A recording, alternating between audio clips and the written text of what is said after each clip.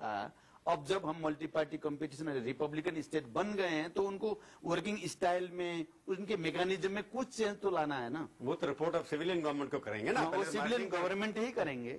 इसके अंदर आप अभी डिस्पेंड करने की नहीं, वो बात नहीं है। मेरे को लगता है आपकी जो प्रचंड की सरकार होगी उसकी इकोनॉमिक फिलोसफी क्या होगी? चाइना वाली होगी या कोई और आप अपने आप डेवलप? नहीं, हम किसी देश का मैकेनिकली वो नहीं करेंगे, फॉलो नहीं करेंगे। चाइना का भी नहीं करेंगे, इंडिया का भी नहीं करेंगे और रूस का भी नहीं करेंगे। हम अपने आप एक मिक्स्ड इकोनॉमी हम बोल रहे हैं। हमने बोला है कि नेहरू की फिलॉसफी मिक्स्ड इकोनॉमी की सिस्टम से हम आगे जाएंगे। हमने बार बार ये स्पष्ट करने की कोशिश की है कि आज की तारीख में जो चल रहा है ये ग्लोबलाइजेशन, लिबरलाइजेशन, प्राइवेटाइजेशन, इसको हम इग्नोर तो नहीं करेंगे। इग्नोर करके हम आगे नहीं जा सकते, लेकिन ब्लाइंडली फॉलो करने से भी काम चलने वाला नहीं है। इसलिए हम चाहते हैं, हमारा प्रायोरिटी हम फिक्स करना चाहते हैं। और ये प्राइवेट और पब्लिक का जो कोऑपरेशन है, ये public private partnership, mixed economy का मॉडल जो था वो नेहरू जी का था, तो इंडिया से आपने कुछ तो ले लिया। वो तो लेंगे थोड़ा। जो पॉजिटिव हमको लगता है, हमारी सिचुएशन में जो पॉजिटिव लगता है, हो सकता है कुछ नेहरू का भी हो, कुछ चाइना का भी हो, कुछ ब्रिटिश का हो, कुछ दूसरा भी हो सकता है। अमेरिका का कुछ नहीं, अमेरिका भी कुछ हो सकता है, टेक्निकली कुछ तो हो सकता है। इंडिया से आप जो हैं, लगता है मेरे कई बार इंप्रेशन इंडिया में जो जाता है कि आपकी फिलॉसफी, क्योंकि आप इंडिया में रहे काफी, इंडिया के अंदर आपको शरण मिली, आपको थोड़ी पॉलिटिकल ट्रेनिंग भी वहां मिली, पर यहाँ करके आप थोड़ा इंडिया से डिस्टिंक्ट रहना चाहते हैं, अलग रहना चाहते हैं। इंडिया की 1950 की आप ट्रीटी को कहते हैं रिवाइज करेंगे, उसमें क्या परेशानी है आपको? ये बात जो आपने कहा ये गलत है कि हम इंडिया से थोड़ा डिस्टेंट पे रहना चाहते हैं, ये सही नहीं है। हम अच्छी तरह से जानते हैं इंडिया को। देखिए, हम इंडिया में से आपके बहुत साल तक हम अंडरग्राउंड भी इंडिया में रहे, इसलिए इंडिया के दिल्ली से लेकर बेंगलोर तक, सभी जगह, कलकत्ता से लेकर पंजाब तक, सभी जगह हम रहे हैं, इसलिए हम अच्छी तरह से जानते हैं। इंडिया के साथ हम अच्छा रिलेशन बनाना चाहते हैं। ये बात गलत है कि हम इंडिया के साथ अच्छा रिलेशन नहीं चाहते हैं। 1950 का जो ट्रीटी है, हम उसको आज की तारीख के मुताबिक उसको डेवलप करना चाहते हैं, उसको बदलना चाहते हैं। क्या एक दो चीजें हैं जो एक बात तो ये है कि ये राणा शासन जब नेपाल में थे उस समय की ट्रीटी है वो। आज नेपाल में बहुत बड़ा परिवर्तन हो चुका है और इंडिया में भी। इसलिए आज की जो परिवर्तन हुई है पॉलिटिक्स में, सोशियो इकोनॉमिक सिस्टम में, उसी के मुताबिक उसको राणा ने सही किया, इसलिए आप उनको नहीं एक्सेप्ट कर रहे हैं। हाँ, राणा शासन का यही बात नहीं है। राणा के टाइम में जो था, उस समय की जो पॉलिटिकल सिचुएशन था, जो अच्छा है उसमें उसको हम बदलना नहीं चाहेंगे, जिसको डेवलप करना जरूरत है। क्योंकि नेपाली जनता को लगता है कि वो इस ट्रीटी के कुछ जो प्रावधान है,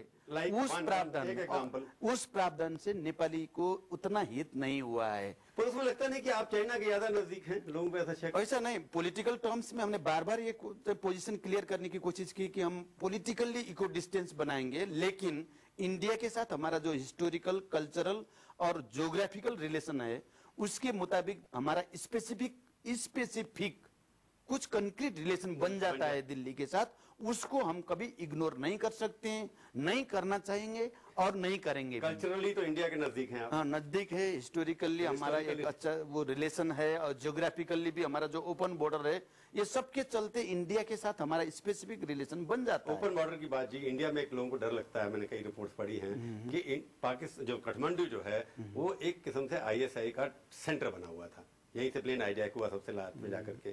तो आपको वो डर कैसे निपटाएंगे इंडिया के कि यू विल नॉट अलाउ कि पाकिस्तान या ISI जो है यहाँ से ऑपरेट नहीं करे?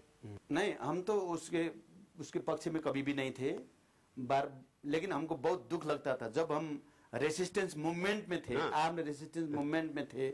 उस समय बार बार इंडिया के कुछ मीडिया में हमारा चर्चा आता था कि हमारा कोई ना कोई रिलेशन ISI के साथ, लेकिन कभी भी हमारा रिलेशन, कुछ भी रिलेशन नहीं था और ना हम कभी उनके साथ रिलेशन बनाना हमने कोशिश भी किया। नहीं, अरे प्रधानमंत्री जब बन जाएंगे, आप स्वेरिंग इन हो जाएगी, ये जो ISI को तो यूज नहीं कर देंगे, नेपाल की भूमि जो है भारत के खिलाफ तो यूज नहीं की जाएगी ना? नहीं, कभी भी नहीं। किसी के भी खिलाफ में नेपाल की भूमि को प्रयोग करना नहीं दिया जाएगा। एकदम क्लियर। हम इसमें भी हमारा जो छिमेकी है इंडिया और चाइना, दोनों एक का और दूसरे के खिलाफ में कहीं भी हम कुछ भी होने देना नहीं चाहते। तो ISI का अड्डा नहीं बनेगा? नहीं, कभी नहीं बनेगा ये नहीं। पर एक बार है कि एक और पाकिस्तान के साथ हमारा रिलेशन रहेगा, इसका मतलब ये नहीं है कि इंडिया के खिलाफ और चाइना के खिलाफ और दूसरे किसी के खिलाफ में कोई लगता है कि आप माओवादी हैं तो हिंदुस्तान में माओवादी बहुत तंग कर रहे हैं, तो आप कहीं उनको जब स्टेट में होंगे तो कोई स्टेट पैटर्नेज तो नहीं मिलेगी उनको, पता लगेगा कि आपने वहाँ के जितने माओवादी हैं आपसे, आपके प्रधानमंत्री मांगे आपको, आपसे मदद तो मिलेगी नहीं उनको कहीं।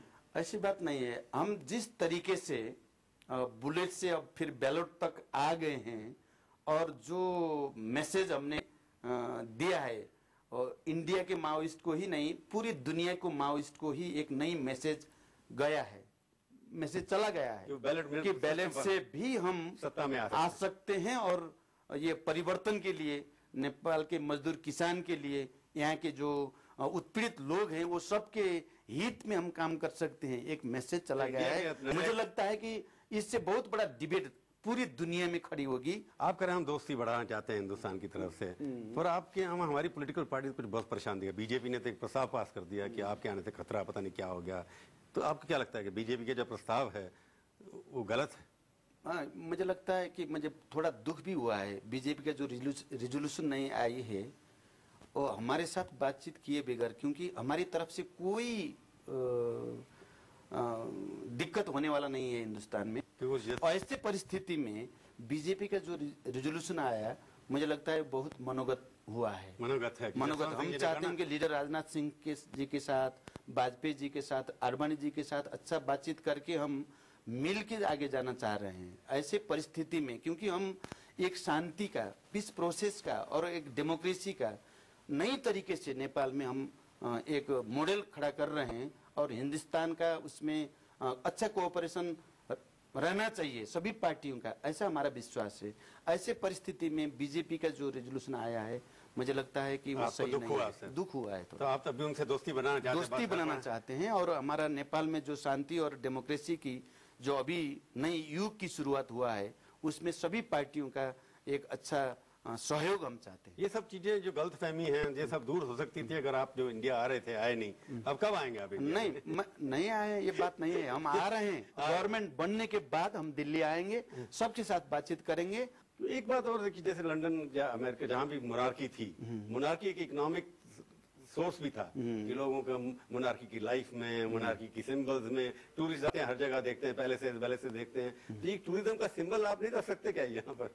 नहीं, ऐसा नहीं। वैसे तो हमने एक डिसीजन किया है कि जो पैलेस है ना, नारनेटिव पैलेस जहाँ राजा रहता था, वो अब एक संग्रहालय में बदल दिया जाएगा, म्यूजियम होगा और पूरी दुनिया के लोग वहाँ देख सकते हैं कैसे राजा रहते थे। वो तो और ज्यादा अच्छा रहेगा। तो राजा के बारे में आप क्या करने वाले हैं, ये मैं पूछूंगा आपसे ब्रेक के बाद। एक आखिरी सवाल।